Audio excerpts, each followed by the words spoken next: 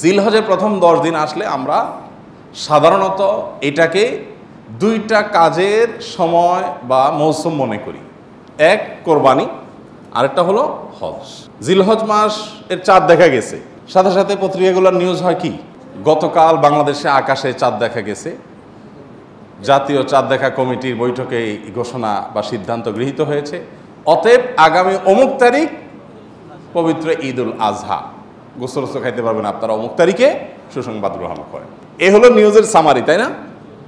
অথচ নিউজ হওয়া দরকার ছিল কি, জিলহজের চাঁদ দেখা গেছে গতকাল, এর মধ্য দিয়ে মুসলমানদের জন্য ইবাদতের একটা মৌসুম শুরু হলো। বহুবিধ আমল করে মুসলমানরা এই দশককে উদযাপন করেন, পালন করেন এবং এই দশককে অর্থবহ করে তোলার চেষ্টা করেন। এ হলো আমাদের সমাজের বাস্তবতা, উঠে আসবে, তাই না? এখন জিলহজের চাঁদ উঠলে আমাদের মাথায় আসে, আমাদের স্মৃতিতে আসে গরুর ছবি আর ছাগলের ছবি, ঠিক না? ঠিক বলেন। কোরআনের পাতা, তসবির দানা, জায়নামাজ, দোয়া, চোখের পানি, এই স্মৃতিগুলো কি আমাদের মাথায় ভাসে? তার মানে কি আমরা সঠিক জায়গায় আছি? জিলহজের প্রথম দশকের চাঁদ ওঠার সঙ্গে সঙ্গে আমার স্মৃতিতে যা ভাসা উচিত তা কি ভাসছে? ভাসছে যেটা, সেটা ঠিক আছে, কিন্তু শুধু সেটা ভাষাটা ভুল। জিলহজের প্রথম দশকের চাঁদ ওঠা মানেই হলো দাঁতে কচমচ করা গোশত খাবো। কেন গোশত খাবেন? ভালো কথা, গোশত খাওয়ার আগে কাজ করেন, কাজ না করে খাবেন কোত্থেকে? আল্লাহ, কখনো কখনো আল্লাহর বান্দাদের থেকে আল্লাহ এমন এমন কথা বলায় নেন যেটা আসলে ইমান জায়গা নিয়ে। গত কয়েকদিন আগে আমার মা বেড়াতে আসছেন, উনি একটা কথা বললেন, সকাল নাস্তা করতে করতে 10টা-11টা বেজে গেছে। নাস্তা করার পর আবার একটু পরে জোর পরে দুপুরে খানা খাইতে বসলাম আমরা। তো আম্মা হঠাৎ করে বললেন যে, বাবা, নাস্তা খাওয়ার পর থেকে দুপুরে খাইতে বসলাম, একটু আগে নাস্তা খেলাম, এখন আবার ভাত খাইতে বসলাম, এর মধ্যে কি এমন কাজ করছি যে আমি আবার ভাত খাওয়ার উপযুক্ত হয়েছি? নাস্তা খাইছি কেন? শরীরে এনার্জি তৈরি করছি, এই জন্যই তো। এই এনার্জি দিয়ে আল্লাহর কে ইবাদত করছি যে আল্লাহর আরেকটা নামে তখন খাইতে বসছি? কোন মুখে? আগের যেটা খেয়েছি সেটার একটা হক তো আদায় করবো, কিছু ভালো কাজ তো করবো, তারপরে না আবার এনার্জির জন্য আমি খাওয়া দাওয়া করব। আগেরটা করছি, করে এখন আবারটা খেতে বসছি, মাঝখানে আমার অ্যাচিভমেন্টটা কি, অর্জনটা কি? আমি চিন্তা করলাম যে কত বড় কথা। অথচ এটাই বাস্তবতা যে আমি কোরবানির গোশত খাবো, দাঁত কসমস করছি, ভালো কথা, তার জন্য আমি কি অ্যাচিভমেন্ট করেছি, আমার অর্জনটা কি? যে আমি আল্লাহর দেওয়া নেয়ামত, আল্লাহ তো কোরবানির গোশতটা আমাদেরকে খেতে দিয়েছেন, এটা হলো হাদিয়া, এটা হলো আল্লাহর তরফ থেকে আমাদের জন্য কি, কিভাবে হাদিয়া? দুনিয়াতে এমন কোনো দান আছে যে দানকারী নিজে আবার খায়? আছে কোনো দান? আপনি মসজিদে টাকা দিছেন, এখন এই টাকার মালিক কে? কে মালিক? না মসজিদ কমিটি? মসজিদ কমিটি মালিক? তো মালিক হলে তো মসজিদ কমিটি বাইরে নিয়ে যেতে পারতো। মালিক কে? আল্লাহ।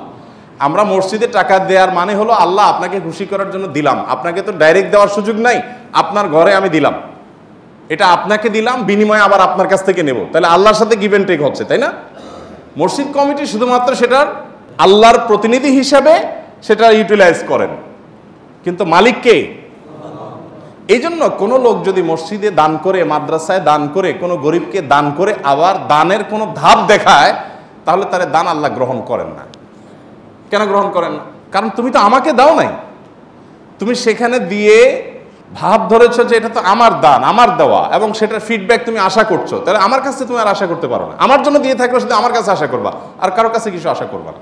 তো আল্লাহ রাব্বুল আলামিনের দান, আল্লাহর জন্য দেওয়া, যত অপশন আছে আপনি দেখেন, আপনি একটা গরিবকে কিছু টাকা দিলেন, দেওয়ার পর আবার সেটা আপনি ফেরত নিতে পারেন, এটা তার হয়ে যায়। মসজিদে দিয়ে দিয়েছেন, মসজিদের হয়ে গেছে, মাদ্রাসা দিয়ে দিয়েছেন, মাদ্রাসার হয়ে গেছে। যত দান আছে দেওয়ার পরে সেটা নেওয়ার সুযোগ আছে, একটা দান শুধু আছে, একটা দান, সেটা হলো কোরবানি। যে দান করার সময় আপনি বলছেন বিসমিল্লাহ আল্লাহু আকবার, আল্লাহুম্মা মিনকা ওয়া লাক, আল্লাহ এই পশু আপনার থেকেই পাইছি, আবার আপনার উদ্দেশ্যে এটা আমি জবাই করে দিছি, এর কোনো কিছু আমার আশা নাই, আমি আপনার উদ্দেশ্যে দিয়ে দিছি। এটা আমি নিজের বাসায় গোশত কিনতে হয় সেজন্য জবাই করি নাই, আমি আপনার নির্দেশ পালনার্থে জবাই করেছি। তাহলে এই গোশতগুলো মূলত আমাদের কাছে আর ফিরে আসার কথা? এটা তো সব আল্লাহর পক্ষ থেকে গরিবদেরকে দান করার কথা, তাই না?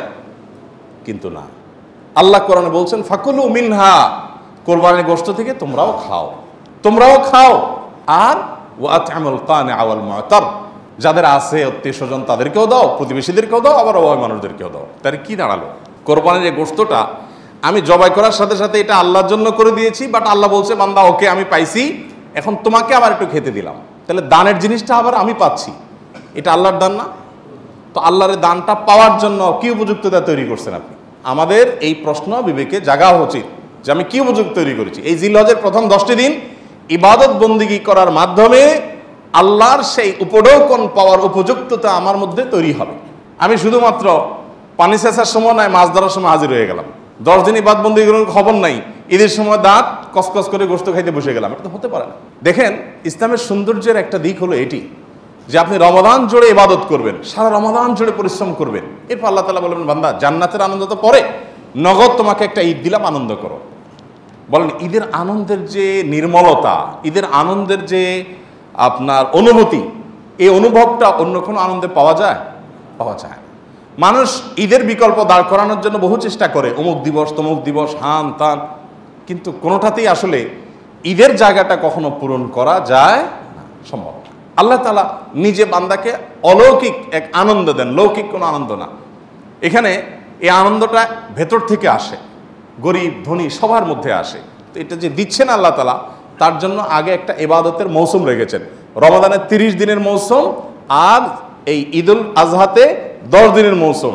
এই পুরো সময় ইবাদত বন্দী করবেন, এরপর আপনি ঈদ উদযাপন করার জন্য নিজেকে উপযুক্ত হিসাবে আশা করতে পারেন। আল্লাহ আমাদেরকে তৌফিক দান করুন।